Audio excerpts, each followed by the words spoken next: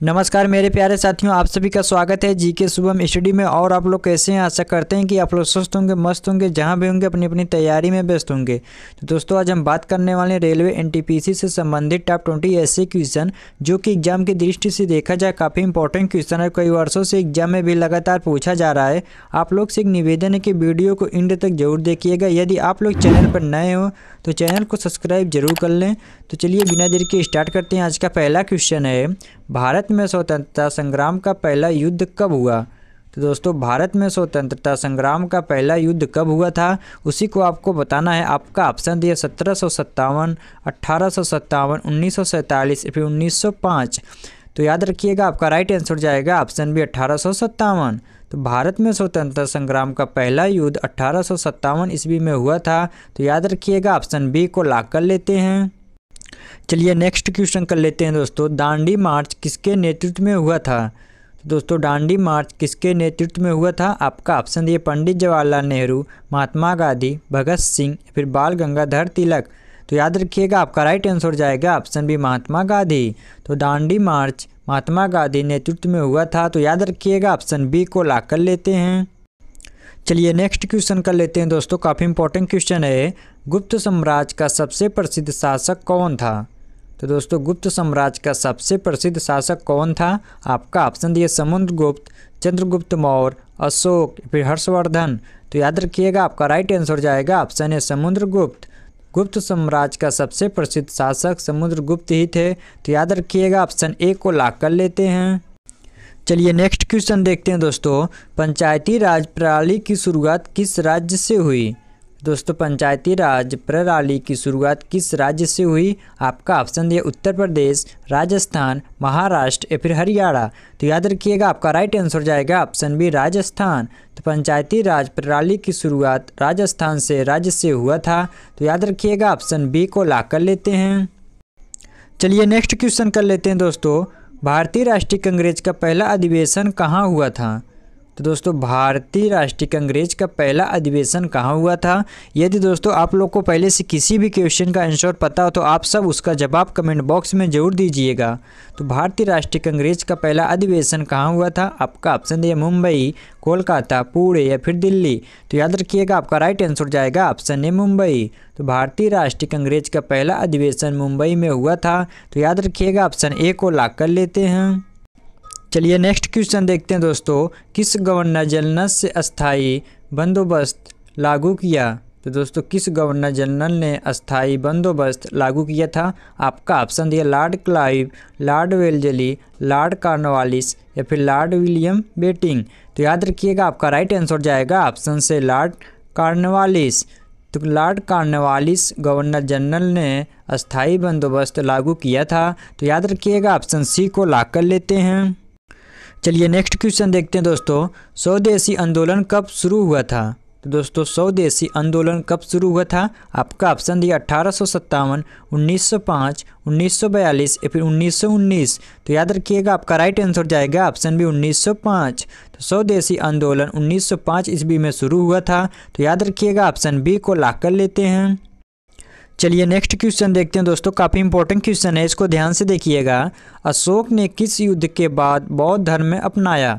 तो दोस्तों अशोक ने किस युद्ध के बाद बौद्ध धर्म अपनाया था, उसी को आपको बताना है। आपका ऑप्शन दिया कौशाम्बी युद्ध, कलिंग युद्ध, तक्षशिला युद्ध या फिर मगध युद्ध। तो याद रखिएगा आपका राइट आंसर जाएगा ऑप्शन बी कलिंग युद्ध। तो अशोक ने कलिंग युद्ध के बाद बौद्ध धर्म अपनाया था। तो याद रखिएगा ऑप्शन बी को लॉक कर लेते हैं। चलिए नेक्स्ट क्वेश्चन देखते हैं दोस्तों। यदि दोस्तों आप लोग जितना भी क्वेश्चन को देख रहे हैं आपके लिए काफ़ी एग्जाम में हेल्पफुल रहने वाला, तो आप लोग काफ़ी ध्यान से देखिएगा। सुभाष चंद्र बोस ने आज़ाद हिंद फौज की स्थापना कहाँ की थी? तो दोस्तों सुभाष चंद्र बोस ने आज़ाद हिंद फौज की स्थापना कहाँ की थी? आपका ऑप्शन दिए बर्लिन, टोक्यो, सिंगापुर या फिर दिल्ली। तो याद रखिएगा आपका राइट आंसर जाएगा ऑप्शन सी सिंगापुर। तो सुभाष चंद्र बोस ने आज़ाद हिंद फौज की स्थापना सिंगापुर में किया था। तो याद रखिएगा ऑप्शन सी को लॉक कर लेते हैं। चलिए नेक्स्ट क्वेश्चन देखते हैं दोस्तों। यदि दोस्तों आप लोग अभी तक चैनल को सब्सक्राइब और लाइक नहीं किए तो चैनल को सब्सक्राइब और लाइक ज़रूर कर लीजिएगा। चंपारण सत्याग्रह किससे संबंधित था? आपका ऑप्शन देखिए, चाय बागान मजदूर, नील की खेती, कपास की खेती या फिर खदान मजदूर। तो याद रखिएगा आपका राइट आंसर जाएगा ऑप्शन बी, नील की खेती। तो चंपारण सत्याग्रह नील की खेती से संबंधित था। तो याद रखिएगा ऑप्शन बी को ला कर लेते हैं। चलिए नेक्स्ट क्वेश्चन देखते हैं दोस्तों। काफ़ी इंपॉर्टेंट क्वेश्चन है, इसको ध्यान से देखिएगा। ये क्वेश्चन एग्जाम में लगभग हर बार पूछा जाता है। अखिल भारतीय मुस्लिम लीग की स्थापना कब हुई थी? तो दोस्तों अखिल भारतीय मुस्लिम लीग की स्थापना कब हुई थी? आपका ऑप्शन दिया 1905, 1906, 1911 या फिर 1919। तो याद रखिएगा आपका राइट आंसर जाएगा ऑप्शन बी 1906। तो अखिल भारतीय मुस्लिम लीग की स्थापना 1906 ईस्वी में हुआ था। तो याद रखिएगा ऑप्शन बी को ला कर लेते हैं। चलिए नेक्स्ट क्वेश्चन देखते हैं दोस्तों। सविनय अवज्ञा आंदोलन कब शुरू हुआ? तो दोस्तों सविनय अवज्ञा आंदोलन कब शुरू हुआ था? आपका ऑप्शन दिया 1920, 1925, 1930 या फिर 1942। तो याद रखिएगा आपका राइट आंसर जाएगा ऑप्शन सी 1930।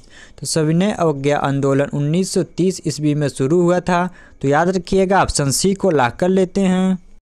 चलिए नेक्स्ट क्वेश्चन देखते हैं। पानीपत की पहली लड़ाई कब लड़ी गई? दोस्तों पानीपत की पहली लड़ाई कब लड़ी गई थी? आपका ऑप्शन दिए 1526, 1556, 1761 या फिर 1857। तो याद रखिएगा आपका राइट आंसर जाएगा ऑप्शन ए 1526। तो पानीपत की पहली लड़ाई 1526 ईस्वी में लड़ी गई थी। तो याद रखिएगा ऑप्शन ए को ला कर लेते हैं। चलिए नेक्स्ट क्वेश्चन देखते हैं। पृथ्वीराज रासो किसने लिखा? तो दोस्तों पृथ्वीराज रासो किसने लिखा? आपका ऑप्शन दिए चंद्रबरदाई, जयदेव, कालिदास या फिर तुलसीदास। तो याद रखिएगा आपका राइट आंसर जाएगा ऑप्शन है चंद्रबरदाई। तो पृथ्वीराज रासो चंद्रबरदाई ने लिखा था। तो याद रखिएगा ऑप्शन ए को ला कर लेते हैं।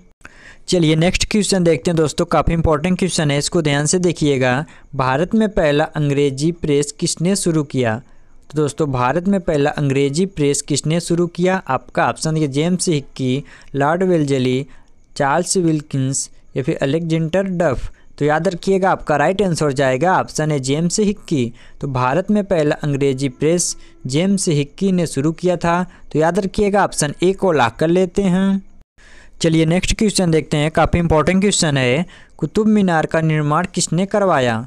तो दोस्तों कुतुब मीनार का निर्माण किसने करवाया? आपका ऑप्शन दे कुतुबुद्दीन ऐबक, इल्तुतमिश, अलाउद्दीन खिलजी या फिर बलबन।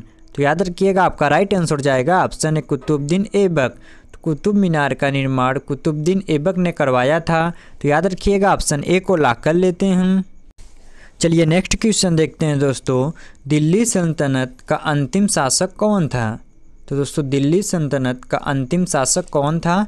आपका ऑप्शन दिया अलाउद्दीन खिलजी, फिरोज शाह तुगलक, सिकंदर लोधी या फिर इब्राहिम लोधी। तो याद रखिएगा आपका राइट आंसर जाएगा ऑप्शन डी इब्राहिम लोधी। तो दिल्ली सल्तनत का अंतिम शासक इब्राहिम लोधी थे। तो याद रखिएगा ऑप्शन डी को ला कर लेते हैं। चलिए नेक्स्ट क्वेश्चन देखते हैं दोस्तों। काफ़ी इंपॉर्टेंट क्वेश्चन है। विक्रम संवत की शुरुआत किसने की? आपका ऑप्शन दिया हर्षवर्धन, चंद्रगुप्त मौर्य, विक्रमादित्य या फिर समुद्रगुप्त। तो याद रखिएगा आपका राइट आंसर जाएगा ऑप्शन सी विक्रमादित्य।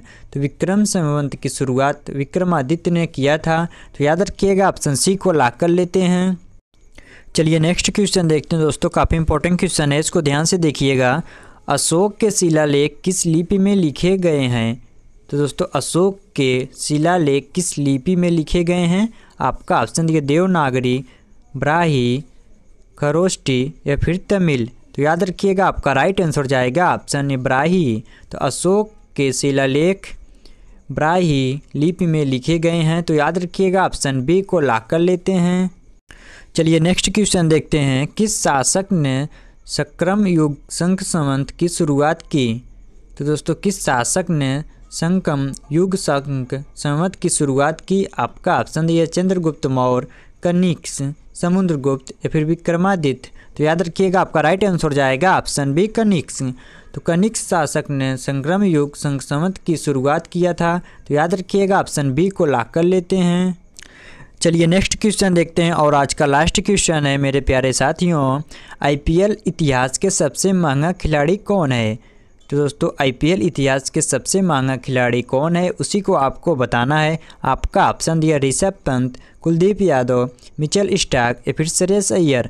तो मेरे प्यारे साथियों, एक क्वेश्चन आप सबके लिए है, जो इसका जवाब आप सभी को कमेंट बॉक्स में बताना। यदि आप सभी को वीडियो पसंद आए तो वीडियो को लाइक करना, शेयर करना और हाँ, चैनल को सब्सक्राइब करना ना भूलना, ताकि इस प्रकार की इंपॉर्टेंट वीडियो आप लोग के पास हमेशा पहुँचती रहे। मिलते हैं आप सबसे नेक्स्ट वीडियो में, तब तक के लिए जय हिंद, जय भारत।